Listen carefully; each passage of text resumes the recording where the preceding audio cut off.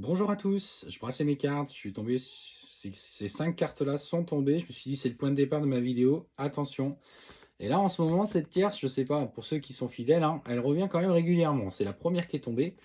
Alors, je pense que la personne qui doit entendre ce message, bah, écoutez bien parce que je trouve qu'elle est particulièrement présente en ce moment, cet adversaire. Et ce qu'on te dit, c'est qu'il y a une personne, une femme, pour toi qui vois cette vidéo, un homme, par exemple, aussi, qui, en ce moment, déploie toutes ses énergies pour vous faire rompre votre relation. Elle utilise des techniques, des manœuvres, de la manipulation pour justement casser un petit peu, tu vois, l'engagement que tu as pris, toi, par rapport à ton partenaire, mais aussi ça peut être dans le domaine aussi professionnel ou dans ce que tu construis. C'est quelqu'un, en fait, qui œuvre contre toi pour casser les engagements. Et en fait, ce que je ressens quand même malgré tout, c'est qu'à un moment donné, cette personne va réussir à parvenir à ses fins.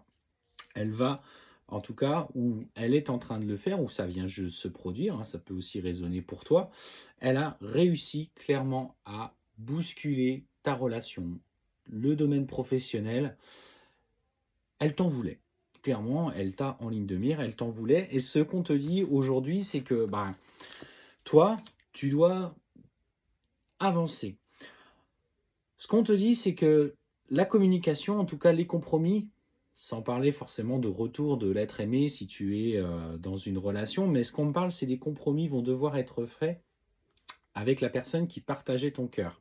Ça peut être une tierce, ça peut être la famille, les amis, l'entourage en tout cas de ton ou ta partenaire. Et cette personne de toute façon ne t'aimait pas et ne voulait pas que vous restiez ensemble ou que tu parviennes à construire cet engagement que vous aviez pris l'un envers l'autre. Alors, malgré tout, ce qu'on te dit, c'est que les compromis, en tout cas les messages, vont pouvoir malgré tout être passés entre toi et la personne de ton cœur parce qu'on sent que vous êtes attirés l'un à l'autre par quelque chose de plus fort. On parle de cette communication d'âme, de ce lien d'âme éternel qui vous unit. Et en fait, vous êtes en train, et là ce que je ressens, c'est que vous êtes en train de revivre un cycle karmique d'une vie passée. Il faut comprendre que cet adversaire a déjà été présent dans vos vies passées, où vous avez déjà essayé de construire quelque chose, et que ça a été un obstacle. Et en fait, vous revivez cet obstacle aujourd'hui dans la vie présente.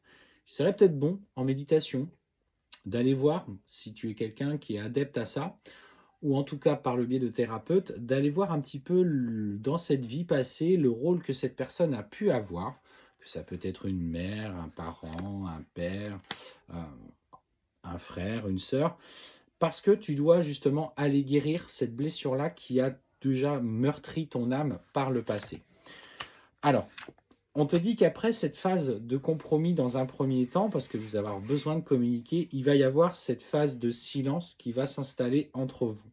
On te dit que cette phase de silence aujourd'hui, elle vous est nécessaire pour cette nouvelle élévation qui vous attend tous les deux. Nouvelle élévation, c'est-à-dire, ce que je ressens, c'est surtout dans cette prise de conscience personnelle, de peut-être de détachement un petit peu du lien, parce qu'il y avait trop de voiles de l'illusion autour du coup, autour de vous, autour de votre relation, pas dans la relation, hein, mais vraiment autour de vous, et que des gens œuvraient par message, etc., pour vous déstabiliser. Et la personne que tu as dans ton cœur, hein, cette personne à qui du coup ça s'est terminé, ne te disait pas en fait qu'il était assailli par des messages, par de la communication, et en fait petit à petit c'est venu assainir un petit doute. Mais ce qu'on te dit à un moment donné, c'est qu'il va faire le choix de te renvoyer des messages. En fait, il va être poussé à faire les bons choix par amour, tu vois, pour toi. Donc la situation que tu traverses aujourd'hui n'est que temporaire. Je ne dis pas que pour l'instant il y a un retour dans la vie présente, quand je parle de retour à la relation amoureuse, mais en tout cas il va être poussé à t'écrire parce qu'il ressent ce lien d'amour profond avec toi. Donc aie confiance en ce lien profond. Travaille sur toi, notamment sur ce qui a été mis en œuvre par cette personne pour comprendre quel était le rôle qu'elle a joué dans vos vies passées.